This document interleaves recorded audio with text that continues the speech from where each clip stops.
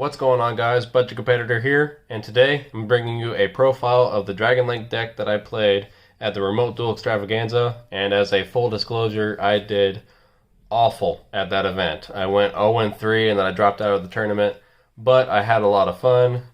Just so you know in advance, my matches were Salamagreat, where I got 0-2'd, Bird Up, where I actually almost won that one, but I lost in time. The judge actually came in and said, end your phase. I was in the main phase, getting ready to go into battle phase, and couldn't finish the game off, so I ended up losing that one. And then my final match was up against Eldritch Dogmatica.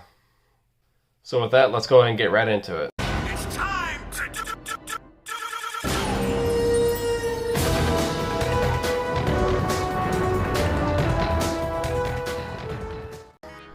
Alright, so we're going to start off with the main deck. I have made some changes, quite a few changes actually, since the last time I uploaded it. I'm running a total of 49 cards in the main deck. So for the starters, we run 3 copies of Starlead Seifert. This is pretty mandatory in the deck, probably just one of the best starters in general. And of course, you know, your targets for Seifert are going to be either your Wyvern Buster or your Collapse Serpent. Most of the time your Collapse Serpent, but if you already have something else on the grave, then you could probably go for the Wyvern Buster as well. There's some amazing combos that went in with this during the Remote Duel Extravaganza. I had a lot of fun. The only unfortunate thing is that Dragon Link is becoming a meta deck again, so everybody was citing for it, expecting it, so it wasn't really much of a surprise to a lot of people who I played against. And then the other starters of the deck was 3 copies of Black Metal Dragon. I was finally able to upgrade this to 3, which is great. And then of course Black Metal's target being the Red Eyes Darkness Metal Dragon. Again, just one of the best starters in the entire deck. So there's a bunch of, like, a ridiculous amount of combos that you can do just with this.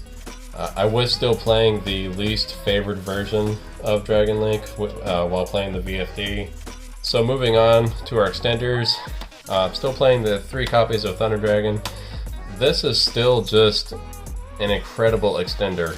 I'm really happy that I added this to the deck when I did, for 2 reasons. One, it's a light, so you can banish it to summon your Collapse Serpent, and also just the fact that you can discard this, get the other 2 Thunder Dragons to your hand, and you have extra discard fodder, because some combos, if you don't have the proper amount of cards in your hand to discard, especially when it comes to your Rotar or Chaos Space, then yeah, you're not going to be able to go full combo. So you're going to need the extra 2 cards. So that's why Thunder Dragon is really great for the deck, and I really think it's going to become a staple that people are going to be running.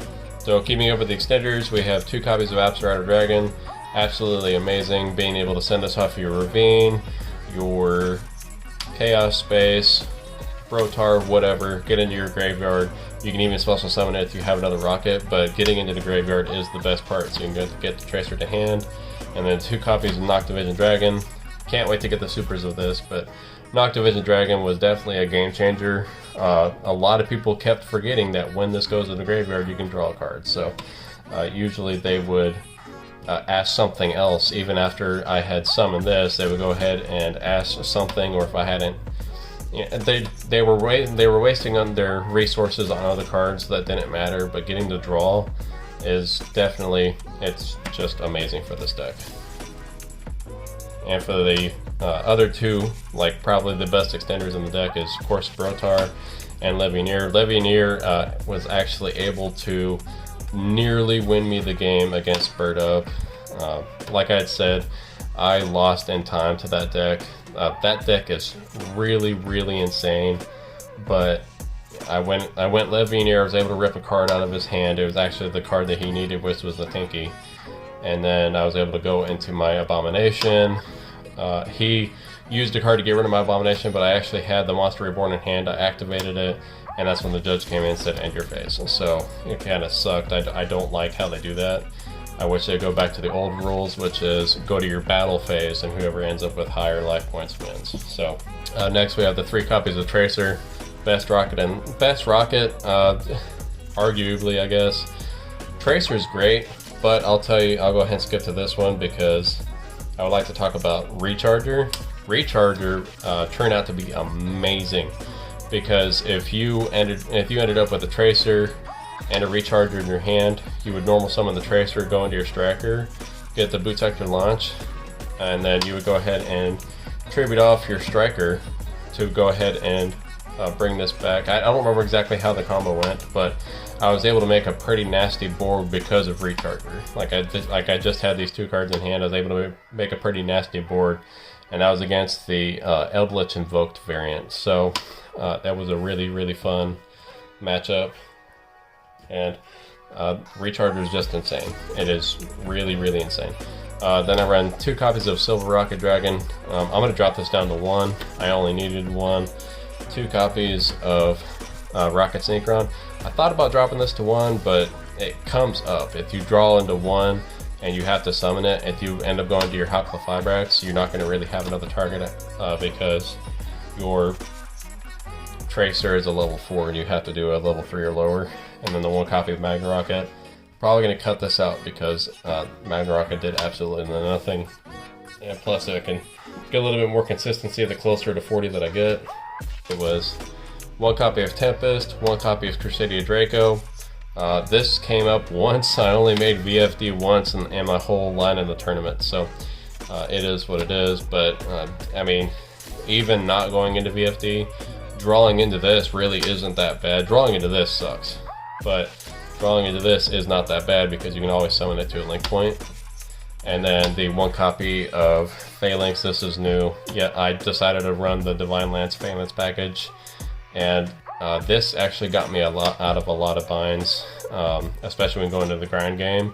If you go into Romulus, you can just go ahead and add your Ravine or your Divine Lance, and then equip this, summon it, and then you can kind of unbrick yourself, and it was really great. And then the last 2 monsters that I run on the deck is just the 2 Ash. I kept my hand trap lineup down to 2 because I was expecting going up against a lot more Virtual World players and Tritron players than I actually did.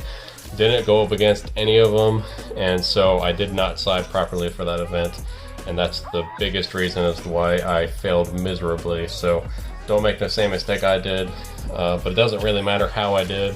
The important part was that I had fun.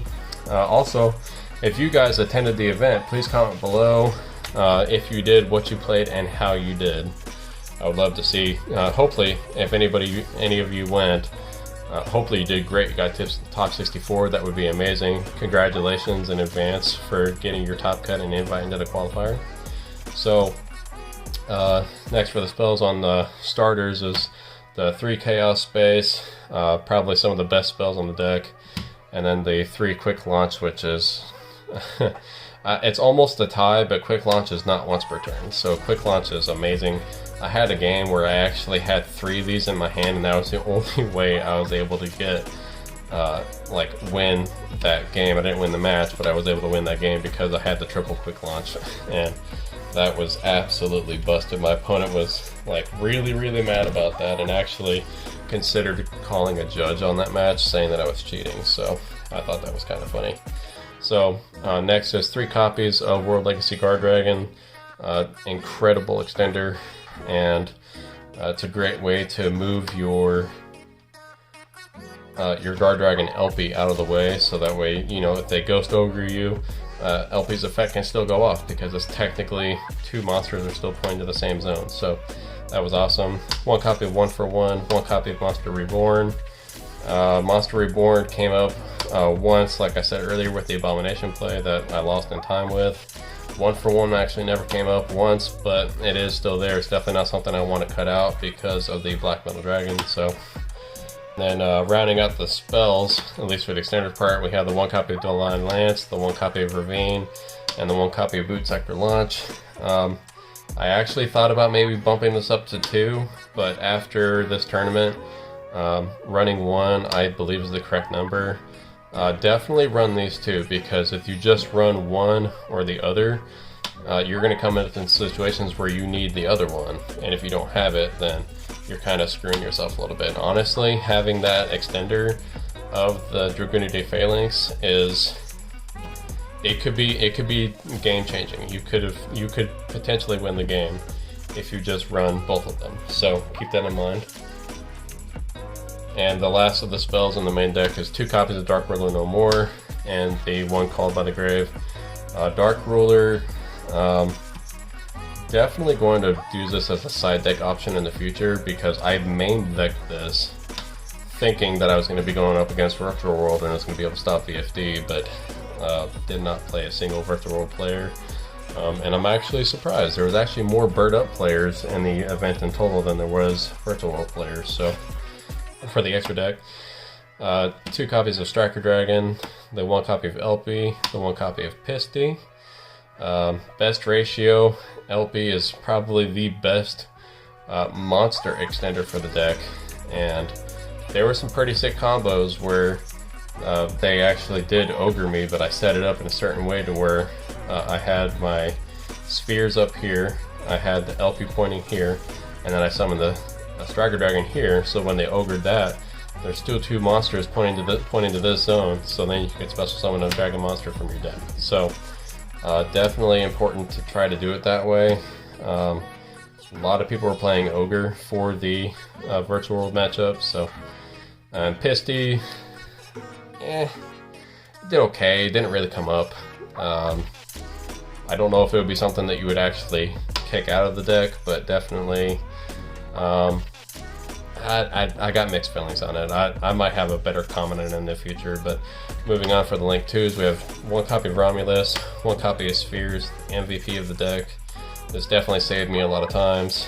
The 1 Halqifibrax and the 1 Delindrus. I actually did cut out the copy of Quadboral because in testing, it didn't really think it was going to come up much, and thinking that I was going to need to be going second a few times, I actually decided to use Boral Sword. This did come up once against the Eldritch, Eldritch Dogmatica variant, and this ended up ending game 2, and then I lost in game 3, but definitely a smart choice to add in the Boral Sword for sure. And then the last 2 Link 4s is the 1 copy of Appaloosa, the 1 copy of Abomination. Abomination is it's stupid. This card is so good. I mean, it's so underrated and it's so good. Appaloosa did her job, so that's good. The 1 copy of Borlud Savage, best synchro in the entire deck. The 1 copy of Ravenous Crocker Dragon. Even when VFD gets banned, I feel like this is a card that I might still run just for the simple fact that you can draw 2. I mean, drawing cards is always just busted in this game. So then the 1 copy of Trishula and the 1 copy of VFD. So even before this card gets banned, I think I might, just go ahead and get this package out of here. It only came up once, and it was against the Eldritch Dogmatica package, and he slaughtered me.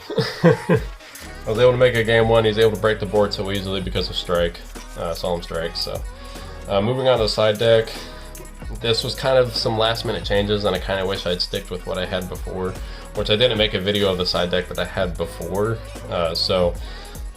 I went with 2 copies of Lancia, 2 copies of DD Crow, so this was going to be for the Virtual World and the Drytron package, because DD Crow cannot be, like, if they were to tribute the Ben 10 to summon, I don't know, something like Alpha, you can immediately activate and chain DD Crow on their Ben 10, banish it, and then the Ben 10 won't get its effect because it was banished, not tributed. The head judge actually posted that in the event rulings before the event actually took place, so that's why I decided to put DD Crow in at the last minute and changed my deck list. Gonna come up, obviously. So 2 copies of Nibiru. Decided this against the Salamangreat player, of course. That's the smartest decision to do. Nibiru's kind of not that great anymore. The 2 copies of Droll and Lockbird. Game changer against any deck that adds to hand. Salamangreat is definitely not one of those decks. So, and honestly, neither is the Bird Up, but it happens. And then Ghost Ogre. This is easily turning into the worst hand trap of the game, so we'll definitely have to switch that out for something else.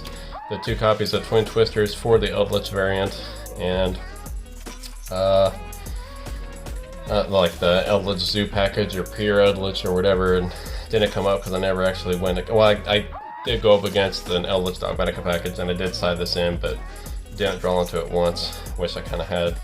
The third copy of Dark Ruler No More, cutting this out of the side deck, or just putting the other two in here and figuring something else out, because Dark Ruler No More did absolutely nothing for me in that tournament. And then the 2 copies of Infinite Impermanence, and again, mixed feelings about it. It's a really strong hand trap, really strong trap, but I don't really know if it has a place in Dragon Link. So, but from here on, I may continue playing this variant of Dragon Link, or I may move on to a different variant of Dragon Link. I'm not really sure. And apologies for not posting this deck profile earlier, or not posting really any videos last week. It has been an incredibly busy week. My wife has finals, midterm exams. We've been trying to post more stuff on eBay, and it is just a very crazy week. But we are getting back into it. Also, just want to take a moment to say thank you guys so much. We hit 102 subscribers at the time of recording this video. I posted it to Instagram. I've been trying to make a video to say thank you, and it's just been so crazy, but I just wanted to say thank you guys so much. It means so much that we got up to 100 subscribers. Thank you guys so much for the love and support. Our family is growing bigger, so let's just keep growing this channel more and more and more. We're on that road to 1,000 subscribers, but I just wanted to say thank you. Just want to take that time. So, but if you guys are new to the channel, please make sure to subscribe, hit that notification bell so you never miss an upload. And if you guys enjoyed the video, please make sure to smash that like button, and come follow me on my social media platforms, Twitch, Instagram, and Discord. Links will be in the description box below. And as always, have a wonderful day.